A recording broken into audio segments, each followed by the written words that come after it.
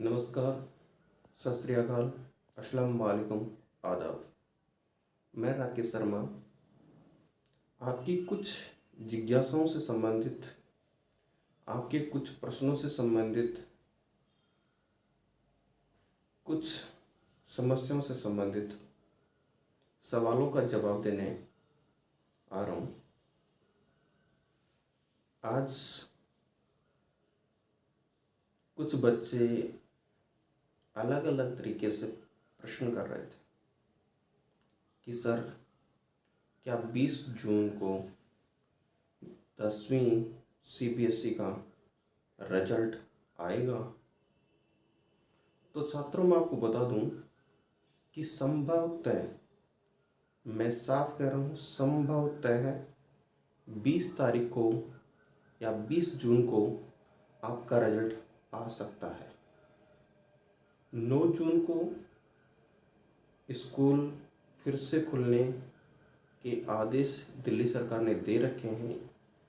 ये मान के चलिए कि आप 10 तारीख को, 10 जून को विद्यालय खुल जाएंगे और सरकार चाहेगी कि 10 तारीख से पहले पहले सारे जो रिजल्ट हैं वो डिक्लेयर कर दिए जाएं। तो हो सकता है कि 20 जून से पहले पहले 10वीं बोर्ड के जो बच्चे हैं उनका रिजल्ट डिक्लेयर कर दिया जाए।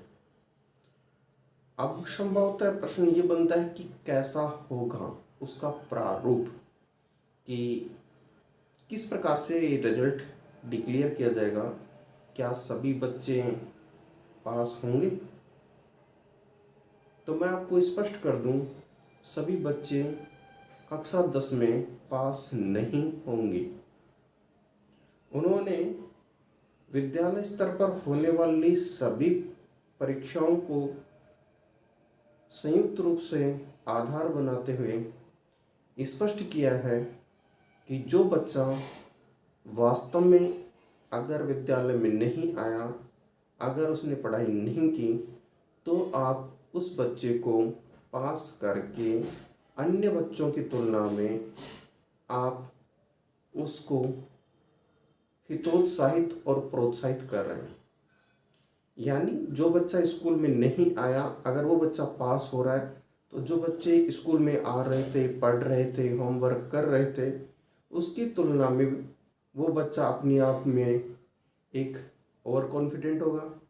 और जो बच्चे स्कूल में आ रहे थे वो अपने आप को ठगा हुआ महसूस करेंगे कि हम तो विद्यालय में भी आ रहे थे, होमवर्क भी कर रहे थे और हमने सारी एग्ज़ाम बढ़िया तैयारी के साथ दी और हम भी पास हो गए, और जो बच्चा नहीं, कि इस प्रकार से कोई भी बच्चा पास नहीं होगा। और उसके अलावा उन्होंने बच्चे की विद्यालय में उपस्थिति और विद्यालय की कार्यक्रम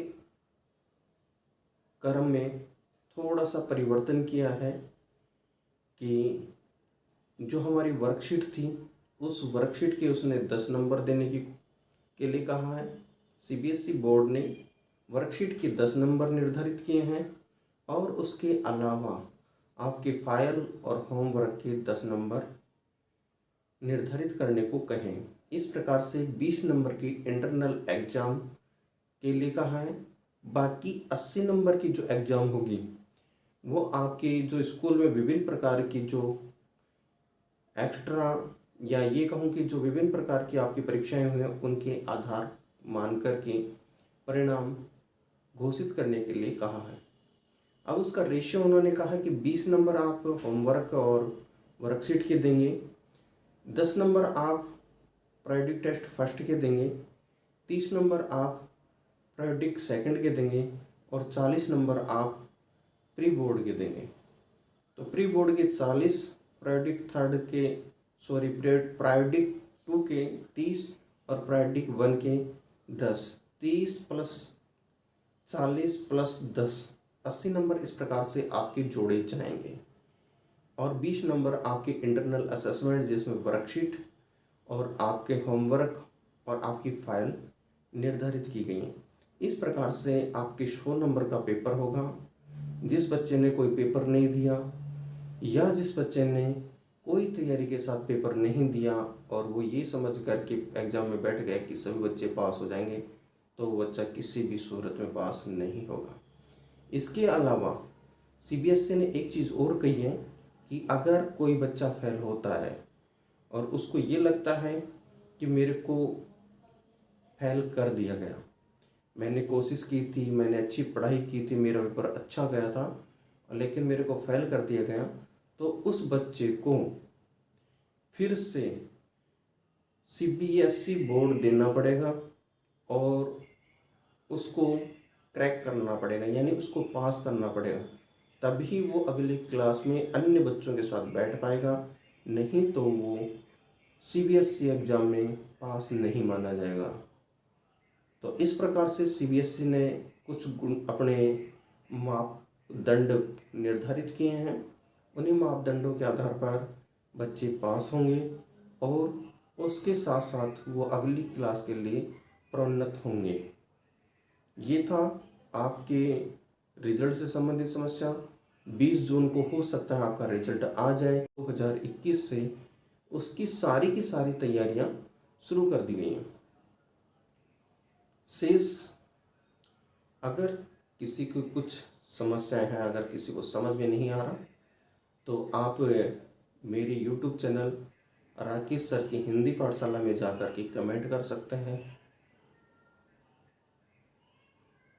किसी भी समस्या से संबंधित जो आपको लगता है, और हो सकता है शायद यही क्रम कक्षा 9 और 11 के लिए भी निर्धारित किया जाए।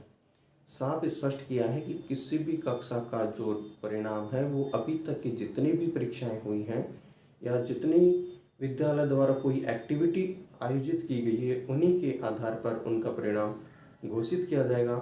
तो आपकी होमवर्क, आपकी वर्कशीट, आपकी परीक्षा के पेपर, इन्हीं के आधार पर आपको अगली क्लास के लिए प्रोन्नत किया जाएगा।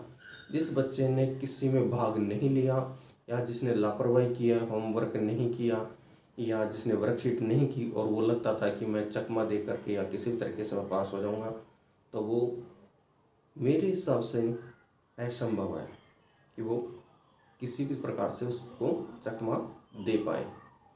आज तक के लिए इतना ही था। धन्यवाद। शायद कुछ लोगों को बुरा लगे, लेकिन ये सीबीएसई का एक निर्धारित मापदंड था। इसमें मेरा अपनी तरफ से कुछ भी नहीं है। धन्यवाद दोस्तों।